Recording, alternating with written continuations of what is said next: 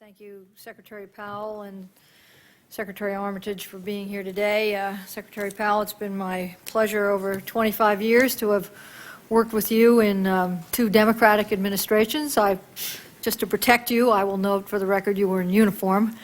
So it's my pleasure to have the opportunity to question you today.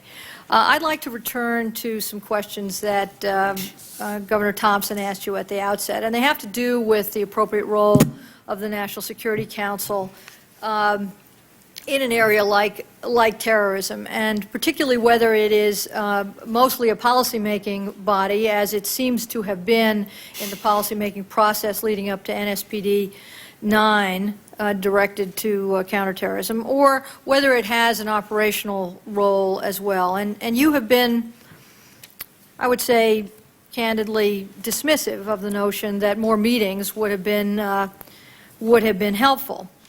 But I would note that by putting off until the perfect policy was in place, a decision on flying the Predator, on a decision on arming the Northern Alliance, a decision on the response to the Cole, there were operational implications to this, in fairness, prolonged policymaking process. There are gaps of 6 weeks between deputies committee meetings as this process unfolds, and then during what has been called the summer of threat, where you have the CIA director running around with his hair on fire, you all, the cabinet, was never summoned to the White House to talk. Now, as I take it, your view is it wouldn't have made a difference. Dick Clark has said, well, actually, during the Millennium process, it did make a difference. So I'd like to ask you, were you aware, for example, that within your department, visas were being issued to the plotters of 9/11 when these individuals in your consulate had no information from the CIA or the FBI that these were bad actors? Were you aware that your tip-off list, which had lists of terrorists who should be prevented from coming into this country, were not being given to the FAA so that those same people wouldn't fly on our aircraft? Did you sit in a meeting with the Attorney General and say to him, have you turned over every rock in your FBI so that I know how to respond as Secretary of State to these threats? I wasn't being dismissive of meetings as not being useful. I was saying that there are many ways to communicate besides just having principals meetings. I could see the need for an almost daily meeting when I think of the Y2K situation just before New Year's Eve, when the whole world was sort of abuzz as to what was going to happen. That truly was a time that maybe you wanted to meet every single day. But we were not dismissive and did not fail to deal with issues like Predator or Northern Alliance. The Predator was not ready as a weapon during the early months of 2001.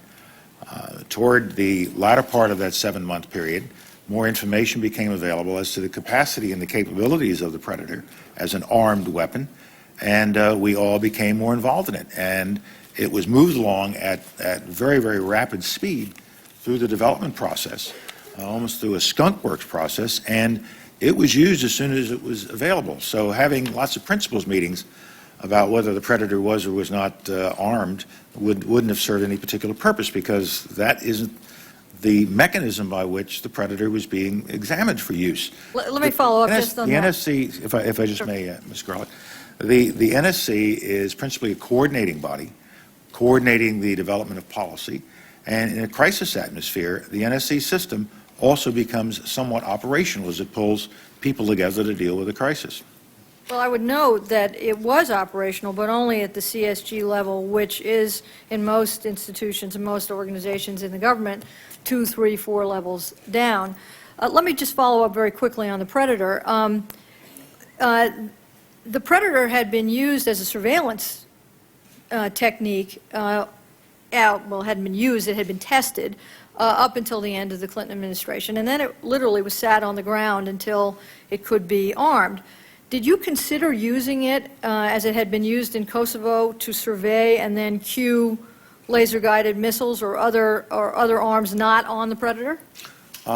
You'll have to direct the question to Secretary Rumsfeld and Mr. Tenet, but my understanding is that it was used for reconnaissance purposes in the fall of 2000, and then during the winter season, it was brought back to the United States for work and to start to determine its capability to handle a weapon. There was a time lag between the ability of the Predator to find something on the ground and then to deliver an ordnance from somewhere far away, like a cruise missile, from one of the submarines or Right. ships at sea. So there wasn't a direct action link in real time between there's a target, hit it. That's what the Hellfire did.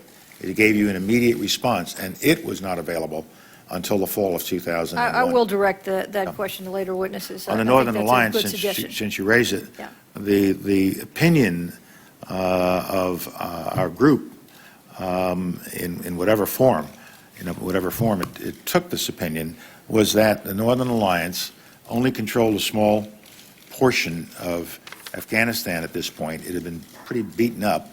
It was involved in some activities that we had some serious reservations about, and we did not feel that at that time, during that period, it was ready for a massive infusion of American assistance and what it would have done with such a massive infusion. We didn't think it had the capability to march on Kabul or to take down the Taliban.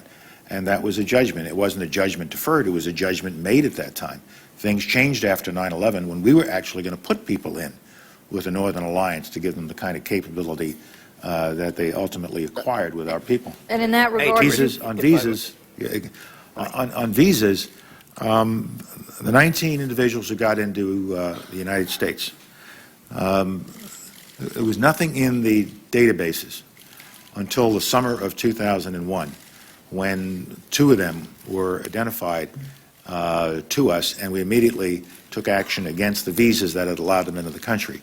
But otherwise, these individuals would not have tripped anyone's database. There was some discrepancies on the forms they filled out, but they were not the kinds of discrepancies that would have said to you, this is a terrorist, and they could have easily corrected those errors on the application forms and resubmitted them, and there was nothing in our consolidated database that would have said, don't let these individuals in the country because they're terrorists. yes, and it's just those sort of gaps that I personally believe can be addressed by having all the relevant parties in the room in a state where there is an emergency. I do want to go on, though. I was struck by your, I think, very candid statement of the degree to which you were apprised of the terrorist risk when you took office and really seized with it. But as I go back and I look at what President Bush listed as his priorities for your department, I think on the day actually that your selection was announced, they were Russia, NATO, China, alliances in the Far East, our hemisphere, the Middle East, and Iraq. And then when I look at Condi Rice's piece in Foreign Affairs describing essentially the Bush campaign's view of the world, it barely mentions terrorism. So I guess my question is, are you saying that your personal priorities were different from that of the administration's? No, I think terrorism threat and counterterrorism was a priority of the president. If you look at his Citadel speech, while he was still a candidate in the campaign, he touched on it. And throughout the early months, and increasingly as we got into the year, he focused more and more on the intelligence information that he was being provided by Director Tenet. I think you'll hear from Director Tenet that a significant percentage of the items in the daily PDB dealt with terrorism. What percentage of your time do you think you spent on terrorism before 9/11? I really don't know that I can make such a calculation. It was embedded in almost everything we were doing. But I don't know that I could tell you what percentage of time I spent on that one issue, and probably couldn't tell you what percentage of time I spent on any other issue asking that. I know it's a difficult question. Our staff statement notes that the National Intelligence Estimate described our enemy in terms of terrorism as Islamic extremists angry at the United States. And so I was struck by the fact that the national strategy for combating terrorism, which was issued last in February of '03, doesn't have a single word about jihadists or Islamic extremists. And it looks at terrorism as the enemy, but terrorism is a tool. And it is not an enemy in itself, it's a tool. And really, our enemy is quite distinguishable. And you have been in this business, the national security business, for your entire life. So my question to you is, doesn't a strategy which blinks a reality like that doom us to failure? Don't we have to be focused on who the enemy is and have a strategy focused on getting that enemy? The enemy, not terrorism, it's terrorists. They're individuals, real live people out there who mean us ill. And we have studied them, we've designated them, put them on foreign terrorist lists, we've gone after them. We have gone after those countries diplomatically and militarily that support these kinds of terrorist organizations. So I think we have a clear understanding of what we're going after, whether it's Abu Sayyaf, whether it's Hezbollah, whether it is Al-Qaeda.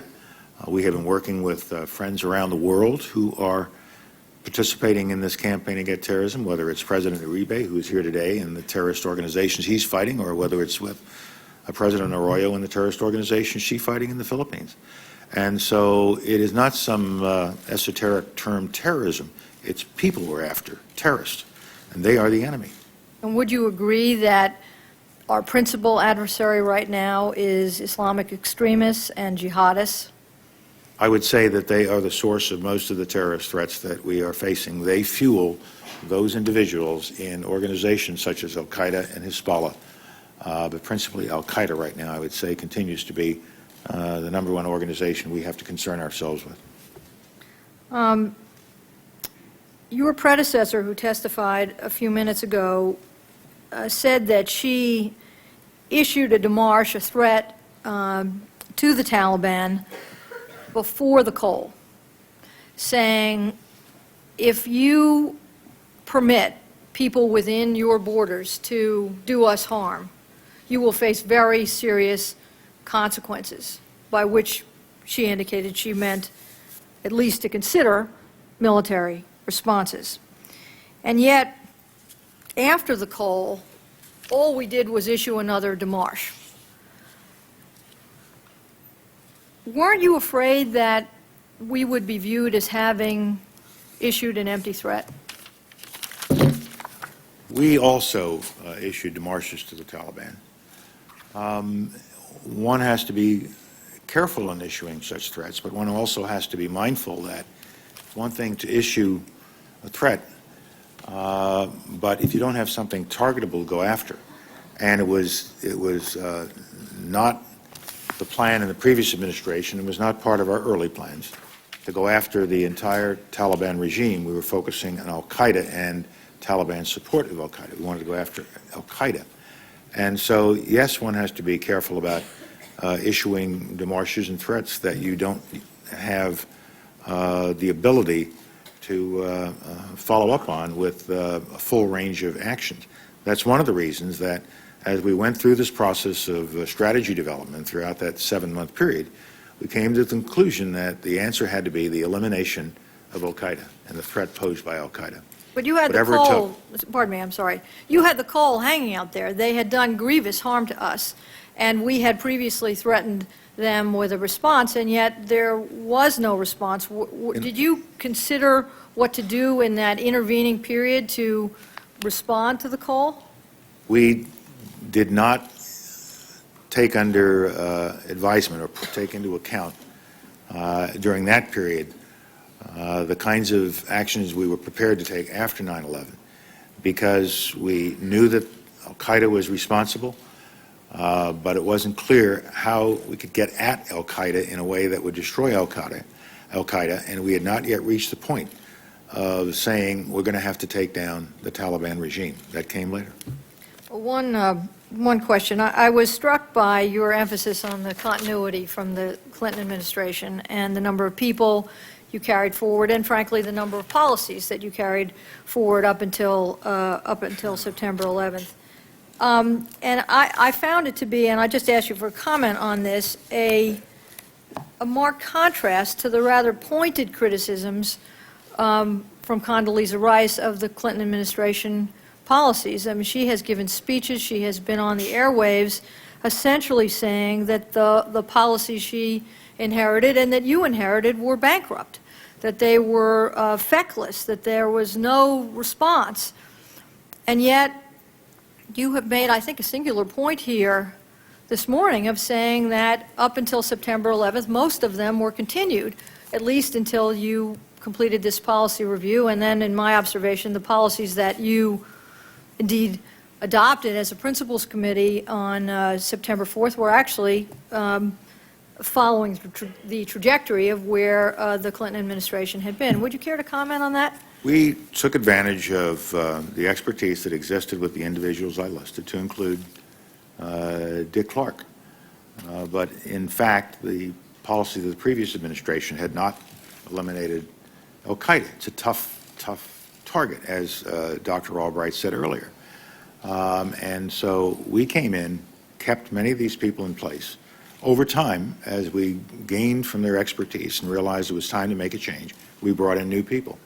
In diplomatic security, brought in a new director of INR, brought in new people in our counterterrorism branch, and in other parts of the administration. So we eventually brought in our people. And I think that the policy that we came to, and which was decided upon at that September 4th principals meeting, does take us to a new level of engagement and a new level of determination to eliminate this threat. And it reflected the kinds of discussions and judgments that were made by the deputies and the crisis group, the counterterrorism group, earlier in the year. And it did take us to a new level that said not just roll back, but eliminate. And there is a clear distinction between what was going on at the end of the previous administration and what we were now prepared to do on the 4th of September. Well, if I had more time, I would pursue that with you, but I thank you for your testimony today. Thank you. Just one brief question. You've been around government a long time in a number of administrations. Based on that experience, period from March to August 2001, was that an exceptionally long time to develop a new policy of the kind of complexity of the president's policy in al-Qaeda? Not really. It was a complex issue, and it's not as if we were not doing anything but sitting around working on NSPD. We were reaching out to Uzbekistan. We were continuing to work with Pakistan. We were engaged diplomatically. We were following up on various UN actions that had been taken.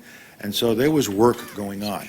Mrs. Gorelick made reference to visas.